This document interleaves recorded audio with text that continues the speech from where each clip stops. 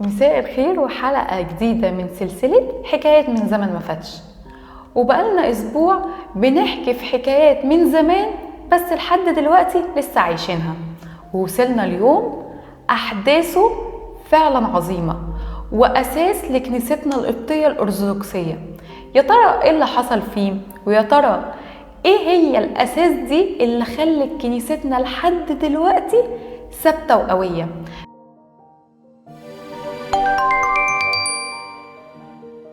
مساء الخير، ازيك يا مس ولاء؟ ازيك يا مس مريم؟ كل سنة وانت طيبة. وحضرتك طيبة. قولي لنا بقى الحكاية بدأت ازاي؟ أحداث يوم الخميس أحداث قوية جدا ومشوقة جدا، فهنبتديها من يوم الأربع بالليل. يوم الأربع بالليل حصل حدثين مهمين قوي. كان الرب يسوع وتلاميذه في بيت عنيا، فبالليل خرج يهوذا بدأ خيانته وراح لرؤساء الكهنة وقال لهم أنا مستعد إن أنا أسلم ليكم السيد والمعلم قصاد 30 من الفضة. وده كان ثمن قليل قوي في الوقت ده، عشان أسلمه لكم بعيد عن الزحمة ومكان هادي. عمل الموقف ده وبعد كده رجع تاني لبيت عنيا. في الوقت ده الرب يسوع كان بيفكر إن هو يأسس كنيسة العهد الجديد ولكن في أورشليم. عشان كده بعت 2 من تلاميذه هم بطرس ويوحنا وقال لهم تروحوا أورشليم هتلاقوا راجل شايل جرة مية، الراجل ده هيقول لكم على المكان اللي هعد فيه الفسح. فعلا التلاميذ خرجوا من بيت عنيا بالليل وراحوا لأورشليم ولقوا فعلا راجل شايل جرة مية، ودي كانت علامة مميزة في الوقت ده لأن ما كانش فيه رجالة بتشيل جرة مية، كانت السيدة هي اللي بتعمل كده. وفعلا الراجل ده خدهم وداهم علية صهيون اللي هي بيت مريموس، ورجعوا تاني التلميذين للرب يسوع. وقام الرب يسوع بقى الصبح هو وتلاميذه واتجهوا لأورشليم، وهنا نبتدي يوم الخميس الصبح. تمام. طب قولي لنا ايه الحاجة اللي حصلت كانت فارقة في كنيستنا؟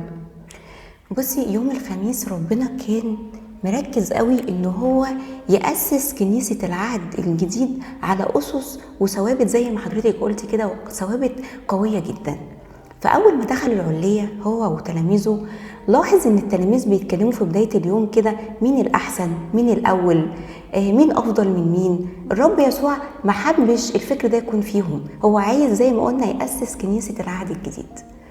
فقال لهم من أراد فيكم أن يكون أولا فيكون آخر الكل وخادما للكل. فادهم مبدأ إن الكنيسة بتاعت العهد الجديد هتتبني على الخدمة وعلى إنك تقدم أخوك قبل منك. تمام. بعد ما عمل معهم الأساس المتين ده بدأوا إن هم يقعدوا للفسح. قعدوا قعدة نص دايرة كده، الرب يسوع هو بياكل معهم الفسح قال لهم واحد فيكم هيسلمني. فبدأ كل واحد يقول أنا يا رب أنا يا رب، لحد ما يهوذا قال أنا يا رب. قال له أنت قلت. الذي يغمس معي اللقمة وفي كمان يعني اللي هأكله أنا ببقه هو ده اللي هيسلمني. وبالفعل الرب يسوع خد لقمة وغمزها واداها ليهوذا ببقه، وكأنه بيفكروا بإيه، يعني افتكر أنا مين بالنسبة لك، يعني بيديله إيه، يعني أنا لسه بديك فرصة انك انت تفكر على ان انت ناوي تعمله دوت، تراجع نفسك. انا لسه باقي عليك، انا لسه باقي عليك ولسه باكلك في بقك ولسه بحبك. بس للاسف يهوذا بعد الموقف ده دخلوا الشيطان وقام. فالرب يسوع قال له ما انت مزمع ان تفعله فاعمله باكثر سرعه. قولي لنا ايه كمان حصل في اليوم ده؟ هل بس الفسح اللي عمله السيد المسيح ولا في حاجة تاني عملها مع التلاميذ؟ في موقف عمله الرب يسوع كان موقف عملي لحته بقى ايه الاساس اللي بنى عليه الكنيسه في الاول. من اراد ان يكون فيكم اولا فيكون خادم الكل واخر الكل. الرب يسوع قام من الفسح وخد من يعني منديل وربطه ومنشفه وبدا ان هو يغسل ارجل تلاميذه بنفسه. ليه بقى؟ بيقول لهم اذا كنت انا المعلم والسيد بعمل كده معاكم فينبغي ان يخدم بعضكم او يغسل بعضكم ارجل بعض. يعني يعتبر قال لهم الدرس عملي وعلمي. هو قال لهم كده انا هديكم مثال زي ما انا عملت انتوا تعملوا كمان بعضكم ببعض. فاداهم موقف عملي على الخدمة العملية والاحتمال وانك انت تقدم اخوك، وده زي ما قلنا الاساس المتين اللي ربنا بنى عليه كنيسة العهد الجديد. لدرجة ان بطرس نفسه اعترض، قال له يا رب ازاي تغسل رجلي؟ ماشي ممكن تغسل رجلي ابدا. قام قال له لو انا مش هغسل رجلك مش هيكون ليك معايا نصيب. فقال له لا مش رجلي بس انما كمان ايديا وراسي. قال له من اغتسل ليس له بحاجة الا لغسيل الارجل. وهنا الرب يسوع بقى بيأكد حتة ايه بقى؟ يعني ايه من اغتسل؟ بيشير للمعمودية. اللي اتعمد ما بقاش ليه حاجة غير الا ان هو يغسل رجليه. اللي يغسل رجليه دي معناها التوبة. يعني انا اتعمدت لسه بغلط فاعيش في حياة التوبة. وده برضو الاساس التاني اللي ربنا اسس عليه كنيسة العهد الجديد، اللي هي فكرة التطهير وفكرة التوبة. فبعد ما الانسان هيبتدي يقدم اخوه ويحبه ويعيش حياة التوبة والنقاوة كده بقى هيبقى مهيأ ان هو يدخل على ايه؟ الحدث الاكبر بقى اللي حصل في كنيسة العهد الجديد في يوم خميس العهد. هو ايه بقى؟ تأسيس سر الإفخارستية. لحد ما الرب يسوع عمل الموقف العظيم اللي هو ايه بقى؟ سر الإفخارستية. الإفخارستية دي كلمة يونانية معناها شكر. الرب يسوع حب بسر الإفخارستية ان هو يدينا الهدية بتاعته. يعني انا كمان في العهد الجديد هكون وسطيكم ومعاكم، فما تخافوش من اي حاجة. وفعلا الرب يسوع خد خبز وقال خذوا كلوا هذا هو جسدي، والكأس برضو قال خذوا اشربوا هذا هو دمي الذي للعهد الجديد الذي يسفك عنكم وعن كثيرين يعطى المغفرة الخطايا اصنعوا هذا لذكري. بخصوص اصنعوا هذا لذكري، ساعات في ناس بتستخدمها للتشكيك فيها ان مش دي جسد ودم السيد المسيح، ده حاجة رمزية ليها. فايه رد حضرتك على النقطة دي؟ لو رجعنا للعهد القديم، الله لما جه يخلق آدم عمل ايه؟ أخد شوية تراب ونفخ فيهم فصار ده التراب ده ايه؟ نفس حية. فبنفس القوة والقدرة دي الرب يسوع مسك الخبز فصار الخبز ده جسد الرب، ومسك الكأس فصار الكأس ده دم الرب. بنفس القوة. حاجة تاني، الرب يسوع لما كان بيتكلم باللغة الأرامية. اللغة الأرامية بقى في كلمة أنا، يعني خذوا كلوا هذا هو أنا جسدي. فحد بيقول أنا جسدي هيكون قصده إنها ذكرى؟ لو كان ذكرى كان يقول خذوا كلوا هذا هو كجسدي. لا، ما قالش كده، قال أنا. في اللغة اليونانية كمان كلمة ذكرى معناها أنامونسيس.